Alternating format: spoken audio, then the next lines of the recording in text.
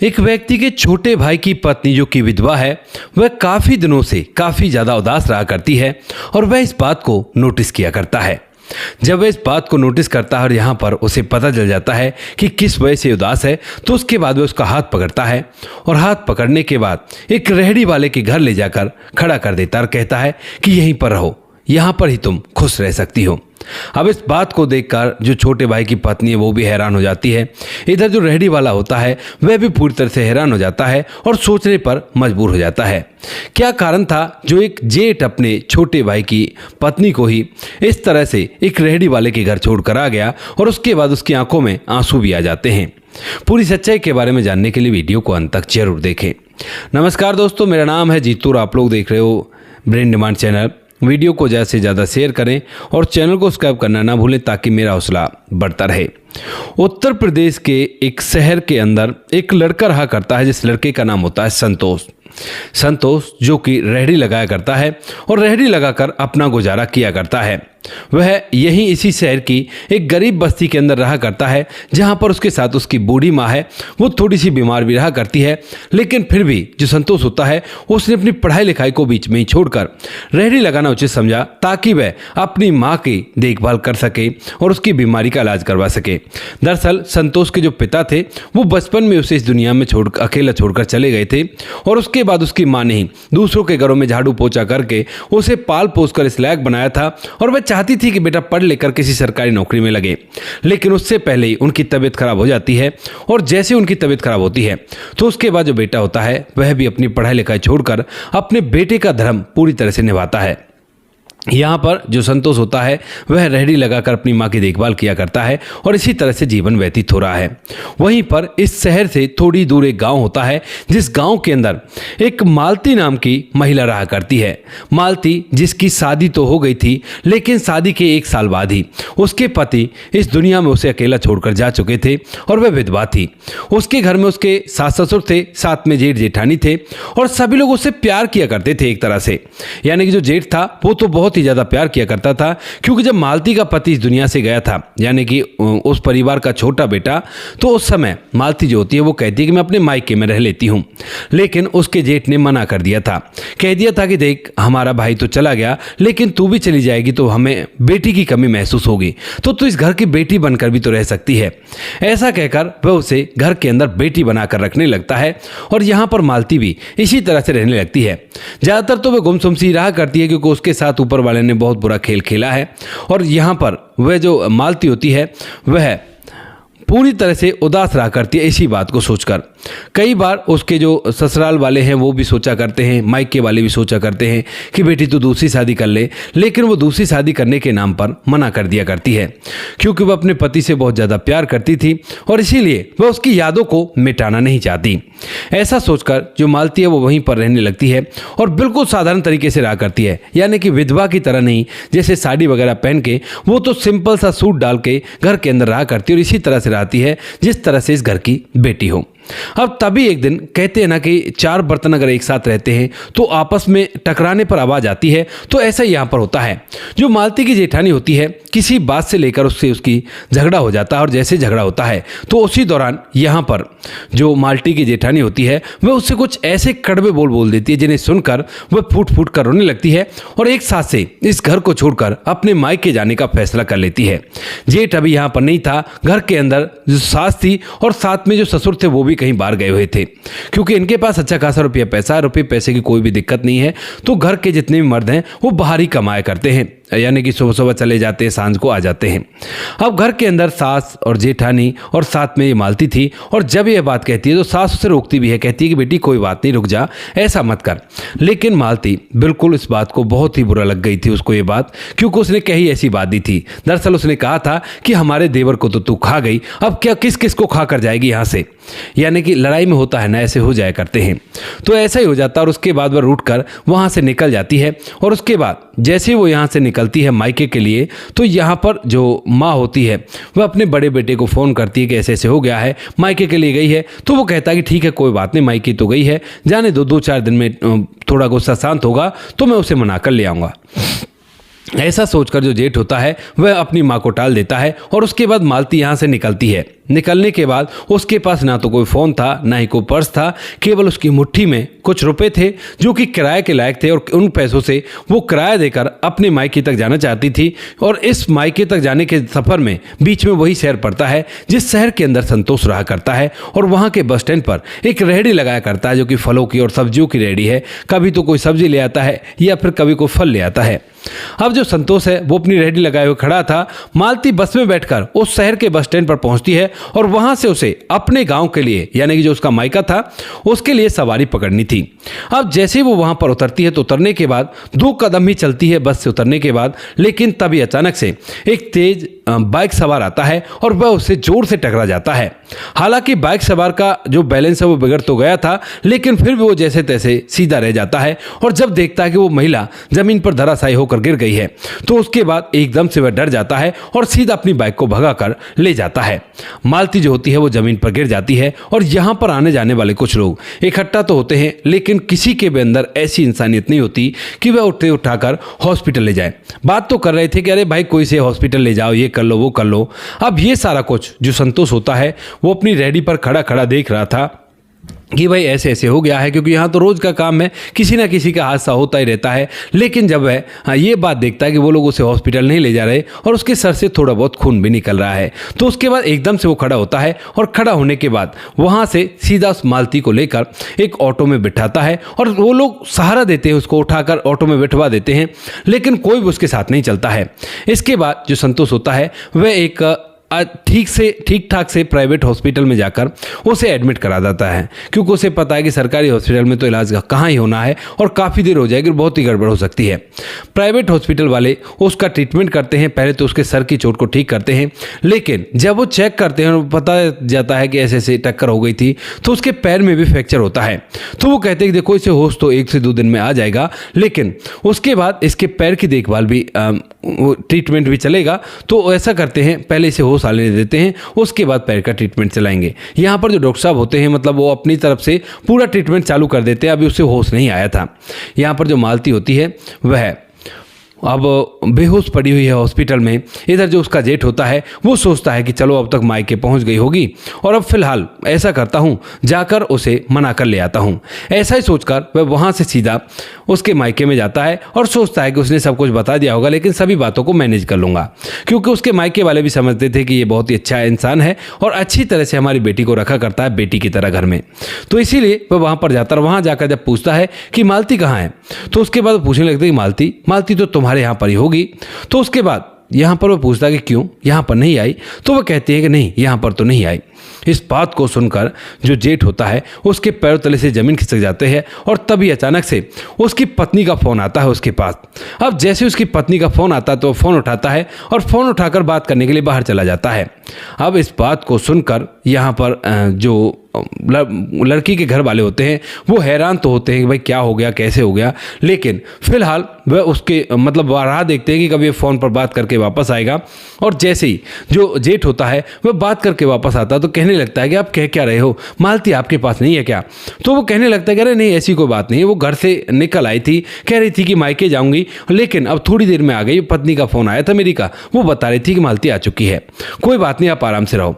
ऐसा कहकर वो वहाँ से तोड़ जाता है, लेकिन पत्नी ने फ़ोन पर यह नहीं बताया था कि मालती आ चुकी है, वो तो कुछ और ही बात कर रही थी। इसने तो ये बात इसलिए दबा ली ताकि उसकी पत्नी का नाम बीच में ना आ सके, ऐसे से लड़ाई हो गई है और वह उससे पहले ही मालती को ढूंढना चाहता है।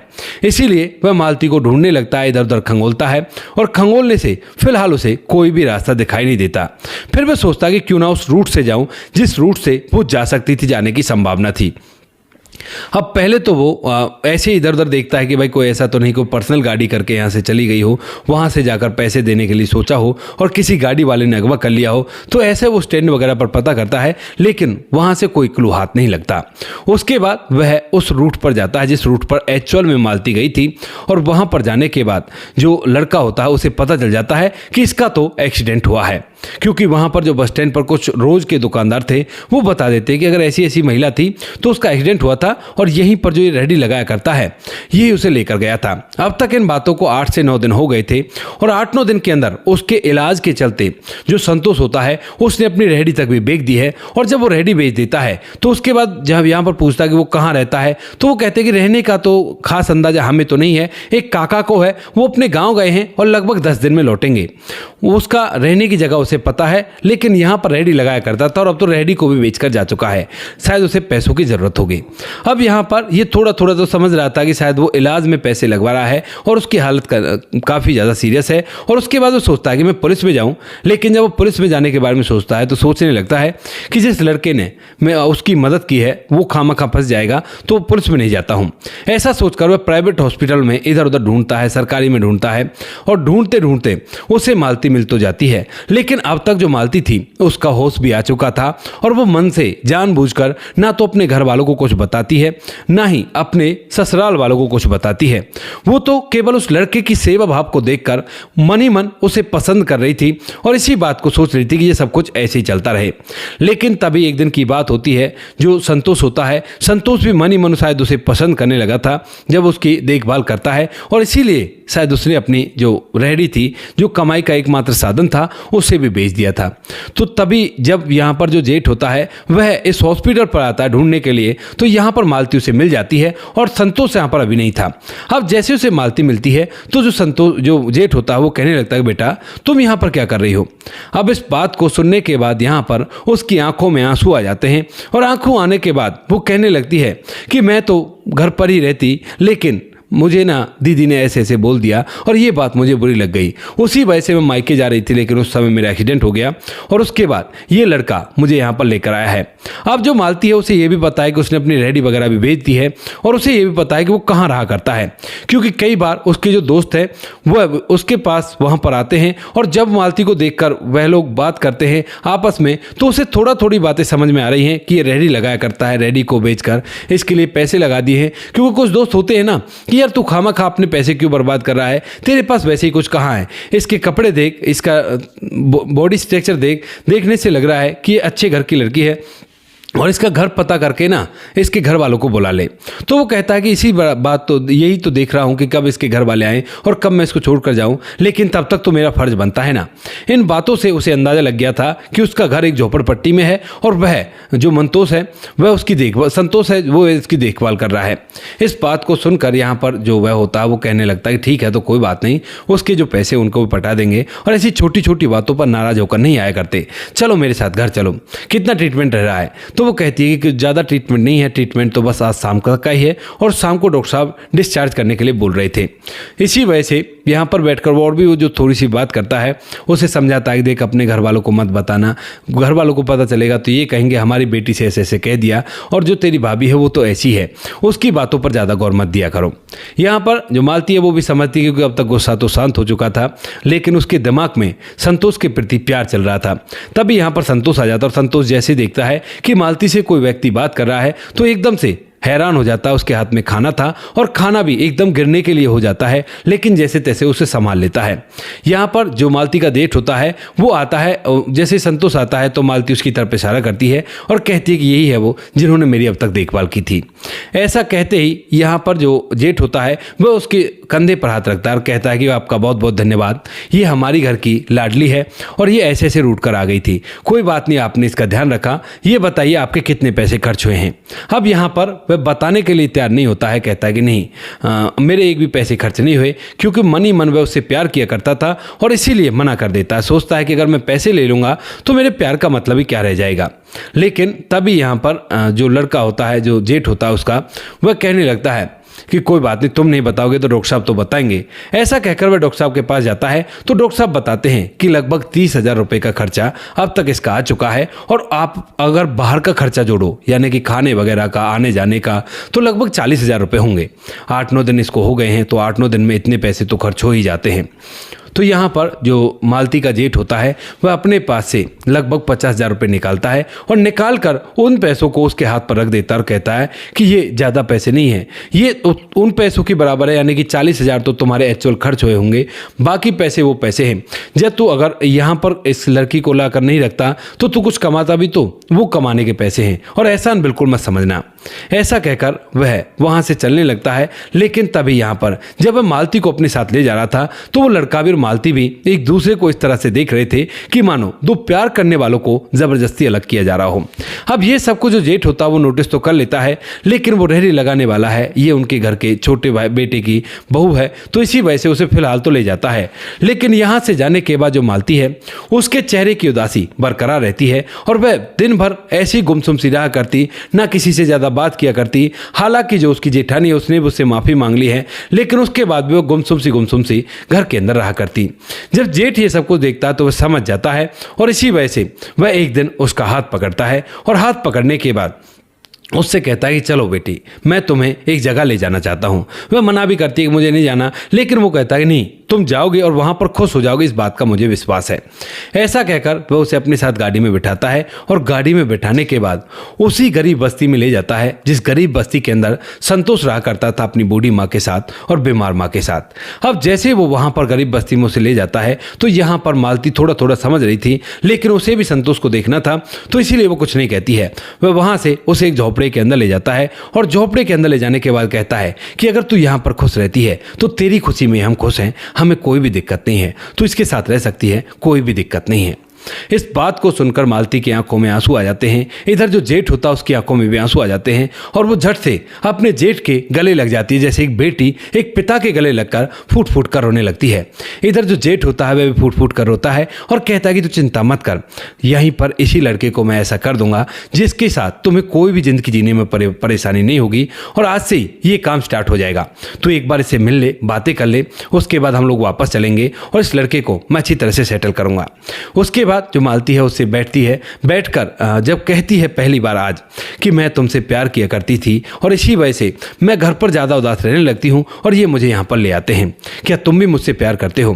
तो उसके बाद जो संतोष होता है उसकी भी आंखों में आंसू आ जाते हैं। वो कहने लगता है कि अगर प्यार नहीं होता तो इतने दिन भला तुम्हारे पास कैसे रुक पाता, कहीं ना कहीं से तो तुम्हारा पता लग ही जाता और नहीं भी लगता तो पुलिस को बुलाकर पुलिस को तुम्हारे पास कर देता, लेकिन मैंने खुद ने तुम्हारा ख्याल किया है ना, तो ये प्यार ही था। उसके बाद दोनों एक दूसरे के गले लगते हैं और यहाँ से एक नई जर्नी संतोष की स्टार्ट होती है। जो लड़का होता है संतोष उसे पूछता है कि वो कितना पढ़ा लिखा है, मालती का जेठ, तो वो बता देता है कि मैं इतना पढ़ा लिखा हूँ। उसके बाद माँ की तबीयत खराब हो गई और ऐसे ऐसे बात हो गई।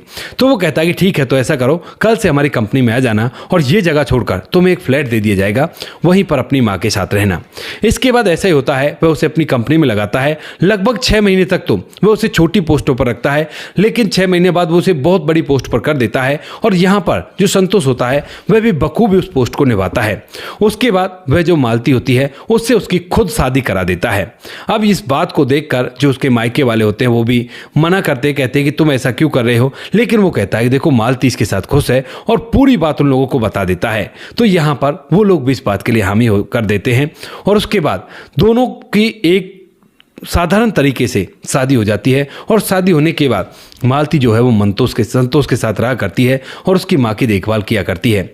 इधर उसका जो जेठ है वह अपने घर पर तो रहा करता है, लेकिन अब मालती के दो मायके हो गए हैं। जो पहले वाला ससुराल था वो भी एक तरह से मायके हो गया था, क्योंकि उसके जेठ ने बड़े भाई की तरह उसका कन्यादान किया और उसको इस तरह से घर से विदा किया और आज तक भी वो आया करता हालचाल जानने के लिए। और जो संतोष होता है उसका और भी ज़्यादा सपोर्ट किया करता और कहा करता है कि तू भी अपना ऐसा छोटा सा रोजगार चला और जीवन आराम से व्यतीत होगा।